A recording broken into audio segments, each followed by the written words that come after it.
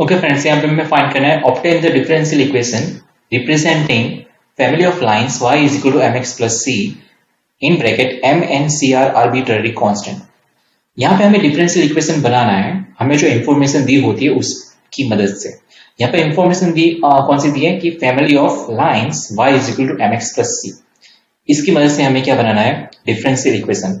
यहाँ पे इस वाले एक्सरसाइज में हमें यही करना है, डिफरेंशियल इक्वेशन बनाना है, फॉर्म करना है। डिफरेंशियल इक्वेशन मतलब ऐसा इक्वेशन जिसमें dy बाई dx हो, मतलब कि जो भी हमें इक्वेशन या जो भी इंफॉर्मेशन दी होती है उसको हमें डिफरेंशिएट करके उसको dy बाई dx फॉर्म में हमें रिप्रेजेंट करना है।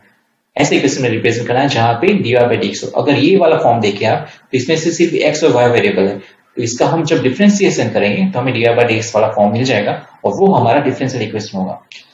इसका मतलब क्या है, m and c are arbitrary constant, मतलब x और y वेरिएबल्स हैं और m और c हमारे कांस्टेंट हैं।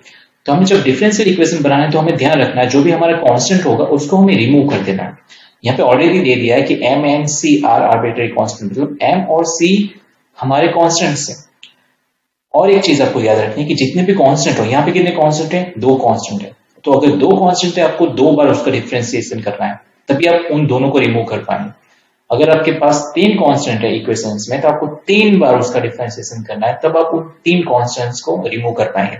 यहाँ पे 2 है इसलिए हम 2 बार इसका डिफरेंशिएशन करेंगे और ऐसे करेंगे कि जिससे ये जो कांस्टेंट्स है m और c वो रिमूव हो जाए और हमारा जो इक्वेशन है वो dy बाई dx फॉर्म में हो, तो वो हमारा फाइनली डिफरेंशियल इक्वेशन होगा। बस इतना ही करना है। तो सबसे पहले आपको जो ओरिजिनल इक्वेशन है xy के फॉर्म में उसको ले लेना है। xy फॉर्म में कौन सा इक्वेशन है, y is equal to mx plus c, जहां पे m और c कांस्टेंट है, तो इसको आप रिमूव कर देना। अब पूरे इक्वेशन का डिफरेंशियल इक्वेशन फाइंड करने के लिए आप इसका with respect to x derivative कीजिए। तो विद रिस्पेक्ट टू x अगर करते हैं तो हमें पता है कि y का डिफरेंशिएशन होगा dy by dx with respect to x। m तो कांस्टेंट को ऐसा ही रहेगा और x है उसका डेरिवेटिव हो जाएगा 1, करेक्ट, और प्लस c कांस्टेंट है उसका डेरिवेशन क्या हो जाएगा 0। तो आपको ये दिख गया, एक बार मैंने डेरिवेटिव किया तो ये जो कांस्टेंट है c वो अपने आप रिमूव हो गया, 0 हो गया। अब मैंने आपको बताया था कि जितने कांस्टेंट होते हैं उतनी बार डेरिवेटिव करेंगे, तो इसका फिर से डेरिवेशन करेंगे। तो फिर से विद रिस्पेक्ट टू x अगर डेरिवेटिव करते हैं तो क्या होगा, T square y upon dx square, right. अब ये m इंटू 1, ये कांस्टेंट है, m तो कांस्टेंट है, तो इसका फिर से डेरिवेटिव करें तो ये फिर से क्या हो जाएगा 0, और ये तो 0 था ही, तो इसका डेरिवेटिव करने की जरूरत नहीं। तो हमें फिर से डेरिवेटिव करते हैं तो क्या हो जाएगा 0।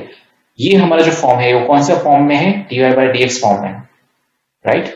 D square y upon dx square is equal to 0। तो ये हमारा डिफरेंशियल इक्वेशन हो गया क्योंकि इसमें dy बाई dx मौजूद है और इसमें कांस्टेंट जो भी बताए गए थे वो रिमूव हो गए। तो ये हमारा फाइनल आंसर है डिफरेंशियल इक्वेशन, इस जो क्वेश्चन था उसका। तो बहुत ही इजी है डिफरेंशियल इक्वेशन बनाना। जो भी आपको इन्फॉर्मेशन दी है उसका सिर्फ आप डेरिवेटिव कीजिए और जो कांस्टेंट है उसको रिमूव कीजिए, राइट। तो जो कांस्टेंट रिमूव होने के बाद जो भी इक्वेशन बनता है dy बाई dx फॉर्म में, वो हमारा आंसर है। That's it, that is our differential equation, easy.